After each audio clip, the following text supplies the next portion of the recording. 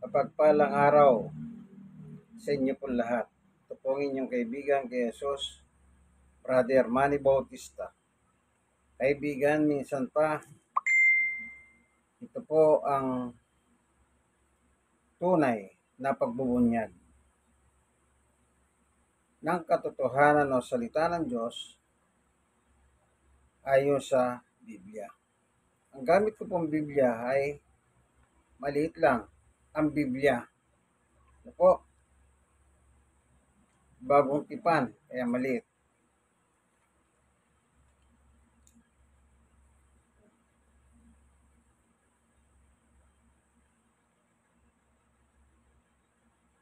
Ganito po ang mababasa natin. Panginoon Diyos, samahan mo po kami sa aming pag-aaral sa oras pong ito. Nawa, maunawahan namin yung pagtuturo mo na magkaroon kami ng kahalaman tungkol po sa mga patay. Maraming salamat po sa ngalan ni Jesus. Amen. Dito po sa libro ng Lucas, chapter 23, verse 1. At nagtindig ang buong kapulungan nila at dinala siya sa harap ni Pilato. Yung dinala sa harap ni Pilato, si Jesus po yun, Sa verse 20, at si Pilato nagsalitang muli sa kanila sa pagnanais na pawalan si Jesus. 21, datapwat sila'y nagsigawan na sinasabi, ipako sa krus, ipako siya sa krus. 32, at dinala rin naman na kasama niya ang dalawang tampalasan upang patayin. Ito po yung tulisan. 33, at nang dumating sa dakong tinatawag na bungo, ay kanilang ipinako roon siya sa cross, si Jesus po. At ang mga tampalasan, isa sa kanan at isa sa kaliwa. O, yung tatlo po, pinako sila, no? Nasa gitna si Jesus, nasa kanan yung isa, nasa kaliwa din po yung isa. Yung criminal na yon. 39, at siya'y nalipusta ng isa sa mga tampalasang nabibitin na sinasabi, hindi baga ikaw ang Kristo? Iligtas mo ang iyong sarili at kami. 40, datapwat sumagot ang isa at pagsaway sa kanya, sinabi, hindi ka ba natatakot sa Diyos? Yamang ikaw ay nasa gayong ding kaparusahan. Yung nakabitin po sa krus, nakapako. 42, sinabi niya, Jesus, alalahanin mo ako pagdating mo sa iyong kaharian.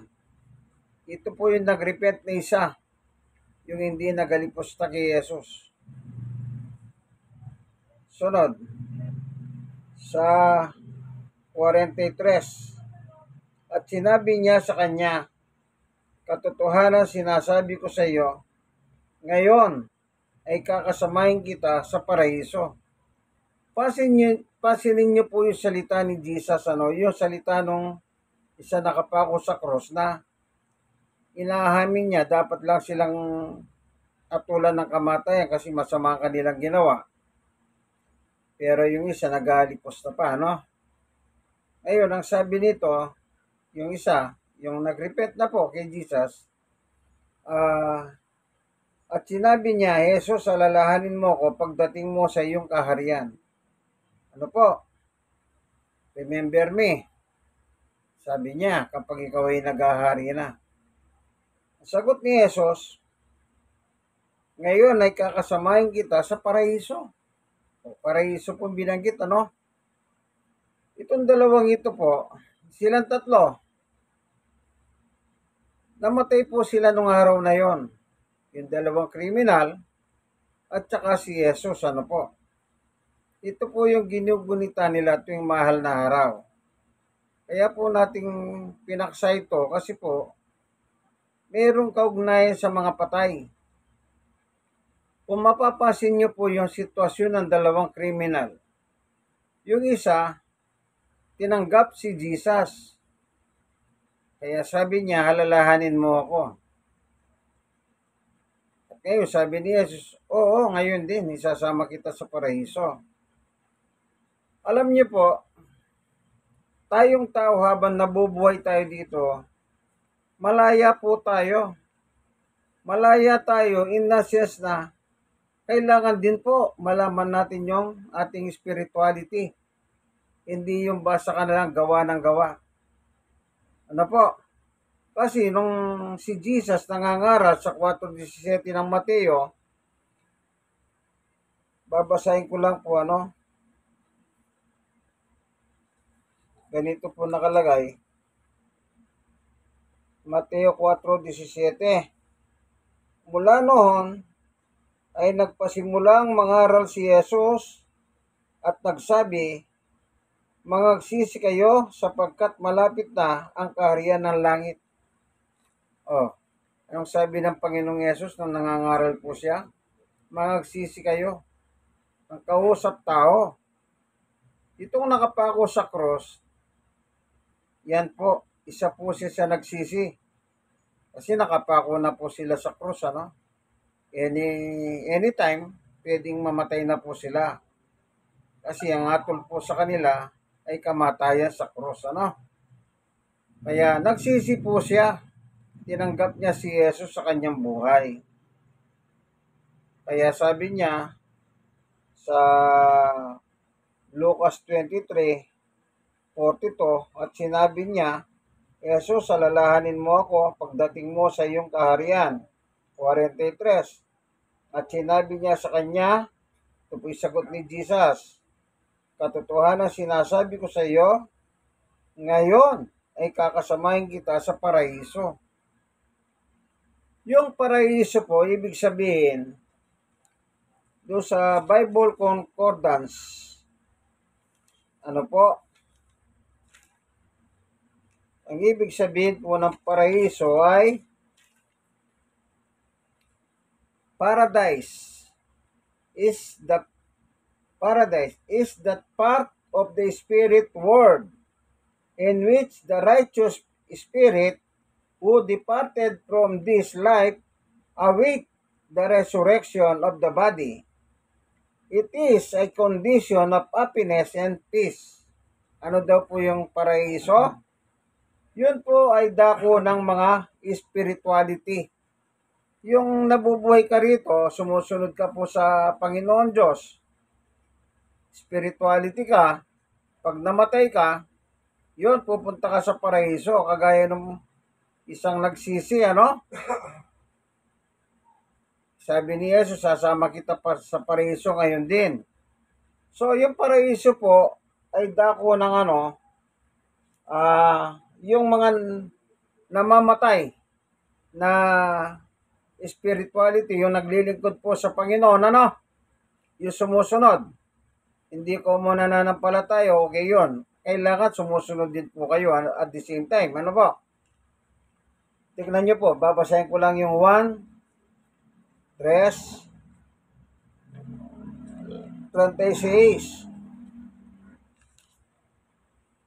Ganito po nakasulat.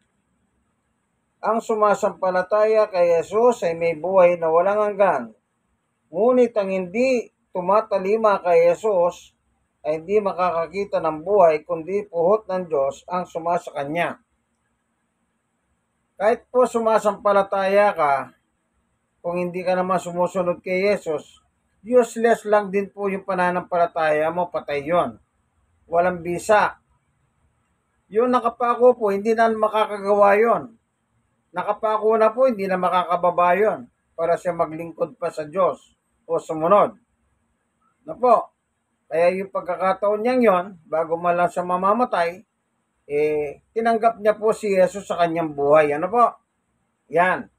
Ngayon, sinabi ni Jesus, sasama kita sa paraiso. Hindi niya po sinabing isasama kita sa aking kaharian kasi sabi niya, alalahanin mo ako kapag ikaw ay, basahin ko po. Sinabi niya, alalahanin mo ako pagdating mo sa iyong kaharian. Lumalabas may kaharian po si Jesus. Pero ang sagot ni Jesus, hindi sa kaharian. At sinabi niya sa kanya, katotohanan sinasabi ko sa iyo, ngayon ay kakasamahan kita sa paraiso. Paraiso pong binanggit, ano? Kaya yung paraiso po ay dakol o lugar ng mga spirituality, spiritual world, o dako ng spiritual na which the righteous spirit, yung righteous, yung matuwid na espiritu, o yun ang paglingkod sa Panginoon Diyos. Ano po? Yung sumusunod, hindi ka lang sumasampalataya, at the same time, sumusunod ka. Righteous spirit ka nun. Ngayon, who departed from this life await the resurrection of the body. Pupunta ka muna po pala sa paraiso, maghahantay ka ng resurrection o pagkabuhay na maguli para pumunta ka po sa langit. Doon ka palang pupunta sa langit. Ano po? Yung kingdom of God. Doon ka palang pupunta. In the meantime, pag namatay ka, nasa paraiso ka po. Yung spirituality, yung mapaglingkod sa Panginoon, ibig sabihin, hindi ka lang naniniwala sa Panginoon, at the same time, sumusunod ka sa kanyang mga batas. O, naalala niyo po yung Ama namin? Ama namin, nasa langit ka, sambahin ang ngalan mo, dumating nawang yung kaharian dito sa lupa, ganun din sa langit. Sundin ng kalooban mo dito sa lupa, ganun din sa langit. Ano po? Susunod ka pala. Ano po? Yan. Kaya pag sumusunod ka, ang tawag sa iyo, righteous spirit. Pag namatay ka, sa paraiso ka muna. Maghintay ka muna ng resurrection. Ano po? In the meantime, sabi nyo, the resurrection of the body. Maghahantay ka muna sa wikang Tagalog. O, basahin po na natin English po eh. Paradise is that part of the spirit world in which the righteous spirit who departed from this life await. Ayan, await the resurrection of the body. Maghihintay ka muna po, kung kailan magaganap yung resurrection ng yung katawan. Kasi pag namatay ka, yung katawan mo nasa lupa. Yung kaluluwa mo, yun po ang spiritual. Kaya yung lugar ng paradise ay spiritual world. Yung nakatira po doon, yung mga righteous spirit, kung tawagin. Ano po? Pero yung katawan mo nasa lupa. Kaya maghahantay ka na yung katawan mo ma-resurrect po. Yan, resurrection. At yung spirit mo, pagsasamahin po yun. Pupunta kayo ngayon sa langit. Yan po, Yan po pala. Ngayon, heaven. Heaven, it is first of all the place where God lives and the future home of the saints. Future home ng mga santo. So wala pa pong santo sa langit. Kaya yung sinasabi nilang, November 1, All Saints Day, araw ng mga santo. Hindi, ibig sabihin, yung mga patay po sa simenteryo, kahit criminal sila, mamamatay tao sila, santo pala sila. Tuwing November 1, na dumadalaw ka sa kanila, santo pala yon. Hindi po santo kung walang ya ka, namatay kang walang ya. Nang-rape ka, pumatay ka, nagnakaw ka, and so forth and so on. Santo ka ba nun? Kapag pinupuntahan ka tuwing November 1, kasi yung November 1, All Saints Day, araw ng mga banal. Ay, kalokohan po. Hindi po banal. Yung ados naman, All Souls Day. Pista ng mga kaluluwa. Ewan ko, paano po nila ipaliliwanag yun? May santo bang mga walang ya na namatay, na hindi man nakapagsisi? Oh, future home ng mga santo. Sinasabi nila, happy birthday tatay, happy birthday nanay sa heaven. Aro, naloko na. Nasa heaven na pala yung mga nanay at tatay nila. Yung iba, lolo, lola. Happy birthday lolo, happy birthday lola sa heaven. Wala po po, ay, ano ba yan? Wala po palang tao sa heaven. Ito, heaven. It is, first of all, the place of, it is, first of all, the place where God lives and the future home of the saints. Nakatira po sa langit ang Diyos. Ano po yung Ama namin? Nasa langit ka, sambahin ng ngalan mo. Yun, nasa langit. Ngayon, pag nasa paraiso ka, maghihintay ka muna na ma-resurrection yung katawan mo sa libingan o kung saan ka man namatay. Ano po?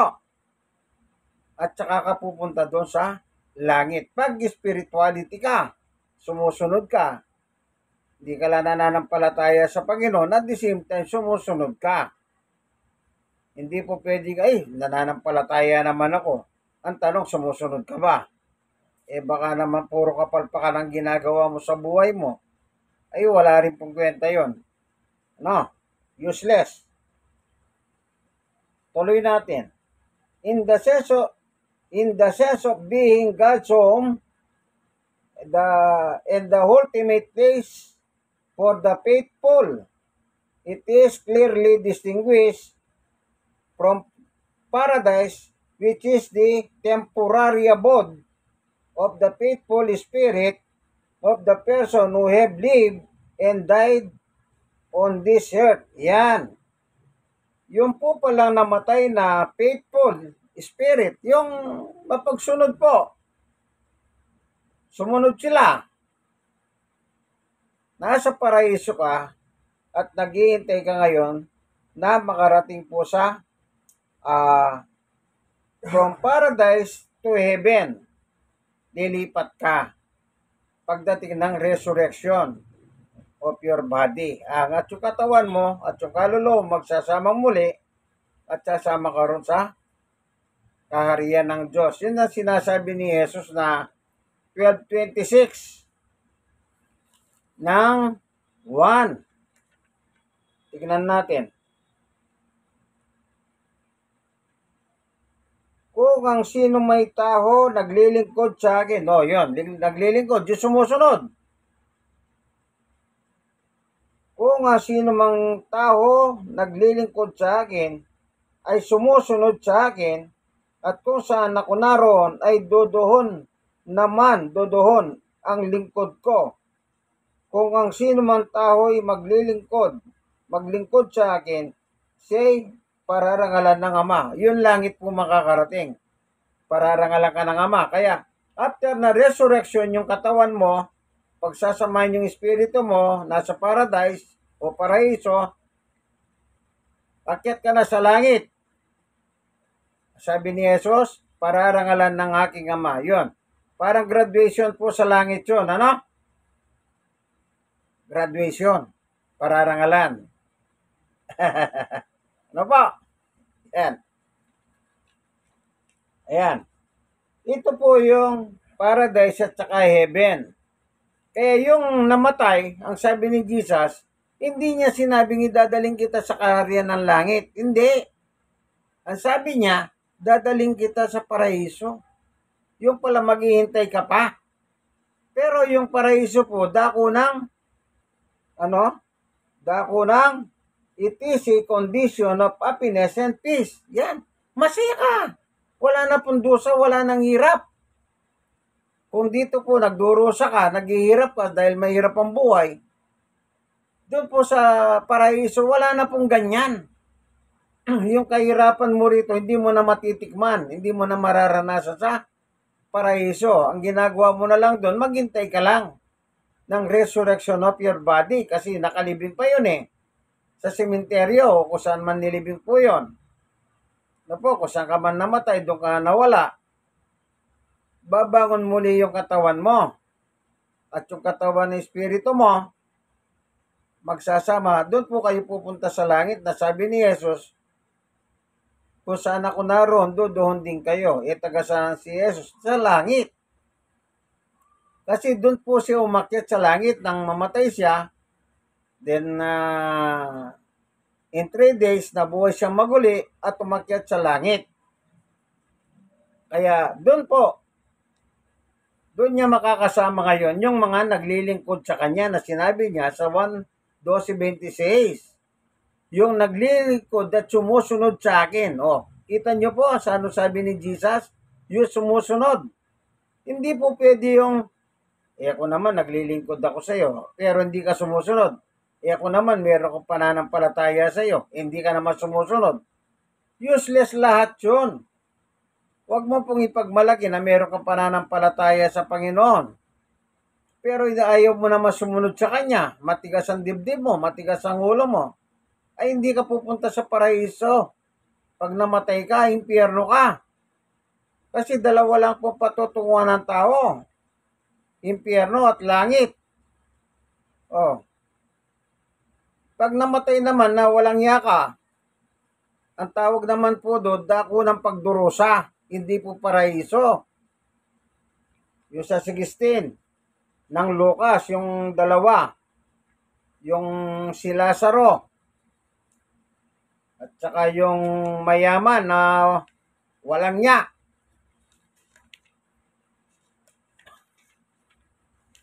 Ano po? Tignan nga natin dito. Mayroon kang dito po sa Lucas 16, itong binabasa ko po, mayroon kang isang tahong mayaman at siya nagdaramit na kulay hube at maselan lino. At sa araw-araw kumakain ng sagana, 20. At isang pulubi na pangalan ay Lazaro, lipos na sugat at ay nilalagay sa kanyang pintuan. Ano po?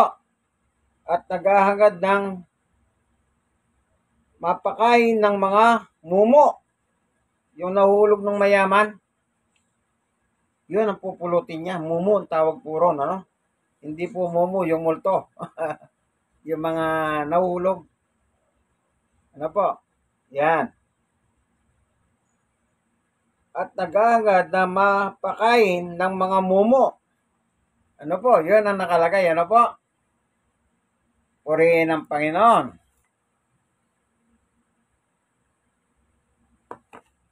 Ayan. Ng mga mumo na nangahuhulog mula sa dulang ng mayaman, oo, at lumapit pati ang mga haso at iniimura ng kanyang mga sugat. Meron pa po siyang kakompetisyon pala doon sa nahuhulog sa lamesa ng mayaman na walang nya. Kaya kung nasabi ko walang nya, isipin niyo po, kumakain masarap. Mayaman Tapos yung pulubi si Lazaro, hindi mo lang mabigyan pagkain. Diba, Lazaro, ito na pagkain, Hindi, Yung ginagawa ni Lazaro, yung nahuhulog. Kanya lang, may kakompetensya, may aso. At nangyari na, namatay ang pulubi. Si Lazaro po. At siya dinala ng mga hangel sa sinapupunan ni Abraham. At namatay naman ang mayaman at inilibing. Yan. Yung yung sandali po, Sandali lang. Sige, po. Ang sabi po, nung namatay yung sa 22, nangyari na namatay ang pulubi at dinala siya sa mga hangel sa sinapupunan ni Abraham at namatay naman ng mayaman at inilibing. Pareho po namatay yun, Tignan po natin yung sa 23. Sa Hades na nasa pagdurusa ay tiningin niya ang kanyang mga mata at natanaw sa malayo si Abraham at si Lazaro ay nasa kanyang sinapupunan. Yung mayaman na namatay nasa Hades po o dako ng pagdurusa. Yun, po? Dako ng pagdurusa. Yung si Abraham, si yung beggar o yung pulubi nasa sinapupunan. Sa ibang salin po, yung sinapupunan po doon ay tinatawag din pong paradise. No po, doon sa ibang salin na yung pulubi nasa paraiso. Ano po? At yung mayaman na walang niya, hindi man lang marunong mahawa, may pera naman, hindi mabigyan pagkain nitong si Lazaro, nasa dako ng pagdurusa. Kaya pag namatay ang tao po, dalawa lang ang patutunguhan sa simula, paraiso o dako ng pagdurusa. Ano po? Ngayon, may mga tao po ngayon na halimbawa, All Souls Day. Yung All Souls Day po, ang ayon po sa simbahang Katoliko, ano po, in fairness sa kanila din naman galing yung turong ganyan na yung uh, titignan ko lang po ano. Dito po may nakalagay L. Ang ibig sabihin po, broadly, the place of all departed spirit. Number 1, disobedience. Yun, disobedience. Mapupunta po sila sa hell. Yung dako ng pagdarusa po yun, L din po sa English yun. Ano po?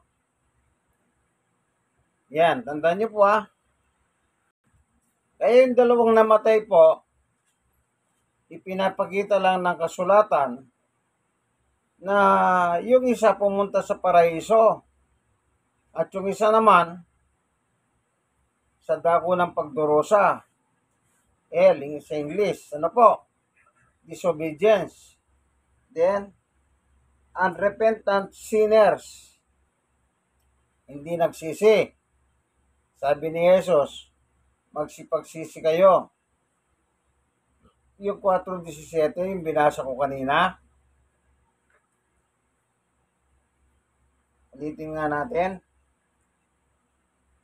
Mula noon, nagsimulang mangaral si Jesus at nagsabi, mangagsisi kayo sapagkat malapit na ang kaharian ng langit. Yon. Pag nasa impyerno, unrepentant sinners, lahat tayo sinners, nagkasala sa Diyos, hindi ka pa hihingi ng tawad, aba nabubuhay ka. Kasi pag humingi ka ng tawad, at the same time, sumunod ka na. Dapat. Kasi yun ang repentance mo. Pagtalikod mo sa kasalanan. Ano po? Kung ninabutan kamatayan, hindi ka nakapag-repent. Ayun, ang nakalagay po, kagaya ng mayaman, alangawa. Yan. So, ang mga tao ngayon, pag pumupunta sila sa All Souls Day, kung tawagin, meron po nakalagay dito. Tignan ko nga, no?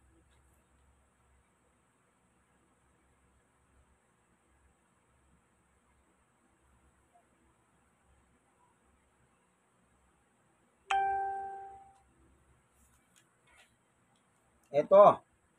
All Souls November 2. Page 1041. Mula sa librong The Vatican II Sunday Missal. Ang nakalagay po rito, ayon po dito sa nilalaman, ang sabi, faithful departed, ito po babasahin ko. Instruction on developing the faith by His Excellency Most Reverend John F. Willon, STL, SSL, DD, Archbishop of Hartford, Connecticut. A beautiful fitting Catholic is one special day of prayer for those who have gone before us in life and who are now in purgatory. Yung palang All Souls Day sa Petsa 2 ng Nobyembre, yan po pala isang special day ng prayer. Kaya pala pinapanalangin po nila yung kanilang mahal sa buhay na namatay. Kasi nga po, yan ang nakalagay po sa kanilang libro. Yung libro na The Vatican II Sunday Missal. Ano po? Sa page 1041. Ayan, yan po pala na nawala ng buhay dito sa lupa na namatay. Sabi niya, a beautiful fitting Catholic is one special day of prayer for those who have gone before us in life and who are now in, yan, nasa dako ng pagdurusa. Ano po? Yan. Para sa ganon, meron pa nakalagay dito, we pray for them. Talagang pinagdadasal po nila. Yung iba, kumukuha ng mandarasal. Tanggapin po natin katotohanan. Ito po yung tradisyon Tradisyon po yan, ang tawag dyan, tradisyon. Hindi po aral ng Diyos yan, tradisyon. Aral ng tao, human teaching. Kaya sila pumupunta para ipagdasal. Yung iba po, pag-araw ng A1, pinagdadasal na rin. A2, pinagdadasal. Yung ng mga A2 pumupunta. Ano po? Ugali na po ng mga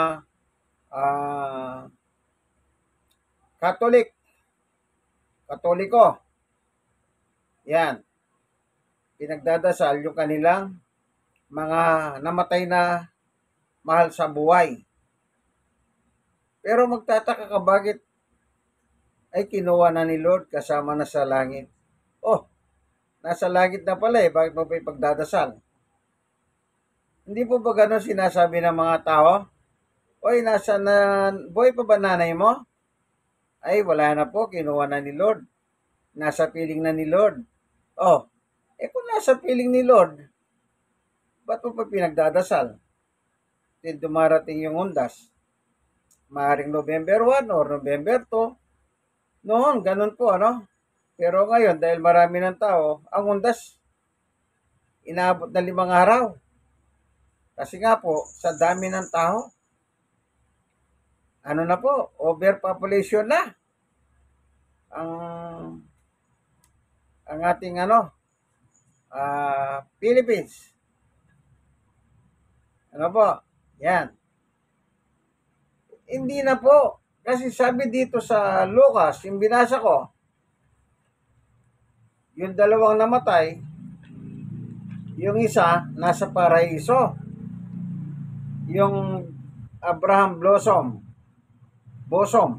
Sa iba pong Biblia yon, salin, paradise.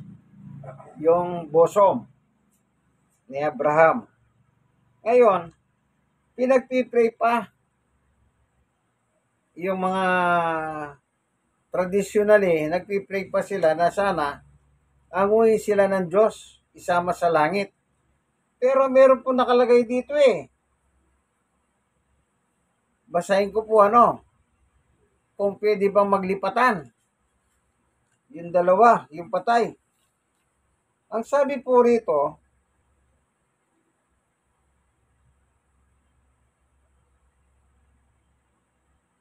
dito po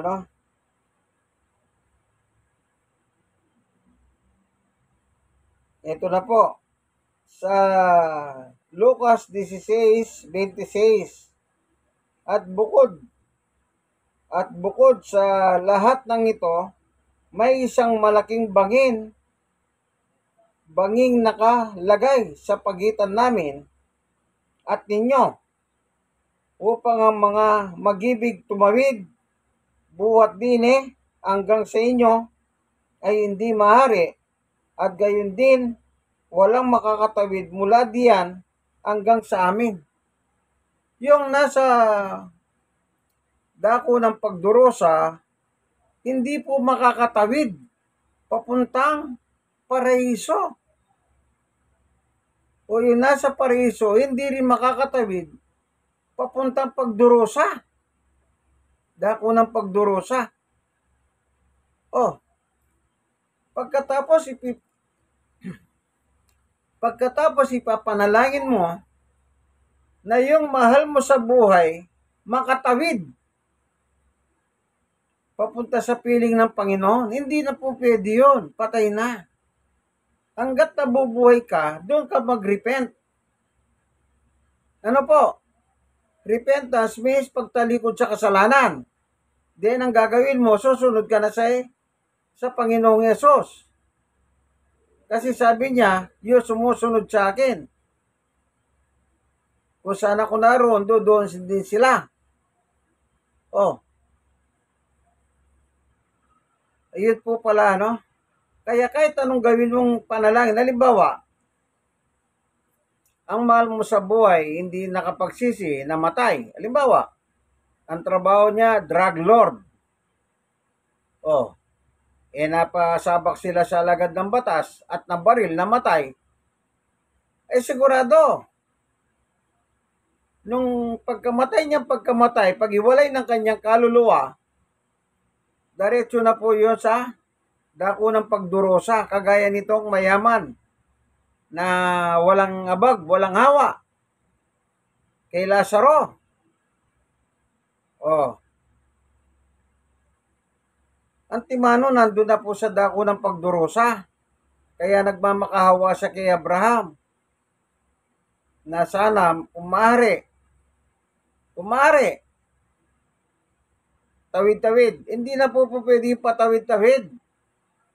Dito pala, pagsisiyan mo ng iyong kasalanan.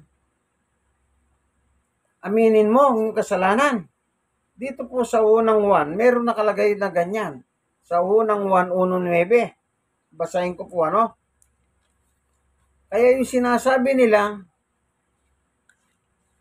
at saka isa pa po, walang ebidensya sa Biblia na yung nasa pagdurusa nakalipat po sa langit. Wala. Kaya wag nyo na pong pag nasahin pa yan na ililipat nyo sa pamamagitan ng pagdarasal. Ay, wala na po yun. Useless lang yun, pagod. Ang kikita ron, yung mandarasal. Sipin nyo, yung mandarasal, kukunin mo. Pagkatapos niyang ipanalangin yung walang yang mahal nyo sa buhay, yung nga, halimbawa, drug lord ka ako. Kaya walang ya. Hindi nakapagsisi. Nasa dako ng pagdurusa, ay hindi po makakalipat kahit magaling pa yung mandarasal. Lalo na po yung mga matatanda, ang galing nilang magdasal. Ano po yung eksperto na? Gamay na gamay nila yung pagdarasal.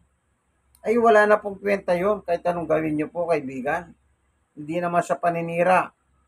Ito, wala pong paninira dito, walang personalan dito. Lahat po dito, biblical. Ano po? Tandaan nyo po yan. Hindi po ako naninira reliyon. Nagbabasa po tayo ng Biblia. Ito po. Unang 1:9. Kung ipinapahayag natin ang ating mga kasalanan, ay tapat at banal siya na tayo patatawarin sa ating mga kasalanan at tayo lilinisin sa lahat ng ating kalikuhan. Lilinisin. Wala pong matitirang kasalanan sa iyo. Hanggat buhay ka. Pagpatay ka na, paano na yon? Sige nga po. Wala na po yun. Patay na. Nandun na sa dako ng pagdurusa. Ngayon yung padasal ka ng padasal, sa tingin mo malilipat pa yon? Hindi na po. Yung parusa po sa dako ng pagdurusa at saka sa paraiso, everlasting na po yun. Walang katapusan. Yung isa, nagdurusa ka, hihirap ka. Yung isa naman, nasa peace ka. Wala ka ng problema. Paraiso nga po paradise Tandaan nyo po yan, kaibigan. Hindi po, ewan ko naman ba dito sa mga kaibigan natin, mga kaparyan. Ako, hindi po ako galit sa mga pare. Sila lang po pasimuno niyan eh. Nung araw, nakakakita po ako ng pare sa sementeryo, pinagdarasal yung kaluluwa. Ano ba yan? Parang hindi sila nagbabasa ng Biblia naman. Tapos may bayad yun, siyempre. Sinong kumikita? Di yung mandarasal, isipin mo, hanggat malakas mo, pinandadasal mo yung mahal mo sa buhay. Kada padasal mo, 500. May merienda pa yon. Tapos, nagbobolahan lang kayo. Binobola ka ng mandarasal. Ewan ko, no, sasabihin niya sa'yo na huwag kang mag-alala, malapit na siya lumipat. Wala na po sabi nga po may bangin sa pagitan natin. At yung nariyan, hindi makakatawid dito. Yung nandyan, hindi makakatawid dito. Sino pong paniniwalaan nyo? Si Jesus? Na nagsabing walang lipatan? O yung mandarasal o kung sino man? Yung tunay na mananampalataya po, hindi na po ginagawa yan. Kasi nga, mananampalataya niya po kay Jesus. Sinusunod niya si Jesus. Kung anong gusto ni Jesus, yun ang sinusunod. Kasi sabi niya, sumunod ka sa akin, sabi ni Jesus. Ano po? Tandaan niyo po yan, kaibigan. Hindi po nagbibiro ang kasulatan. Minsan pa, salamat po, Panginoon Diyos, sa pagliliwanag na umupo sa amin na yung dalawang namatay ay wala na pong lipatan yon. Kaya hanggat nabubuhay kami, dapat dito pa lamang po, Panginoon Diyos, ay magsipagsisi na kami at talikuran ng aming mga kasalanan. Gaya na sabi ng aming Panginoong Yesu Kristo. After ng baptism ni John the Baptist, nangaral na siya. At sabi naman ni Juan, aminin mo yung kasalanan mo. Hindi naman po mahirap umamin ng kasalanan eh.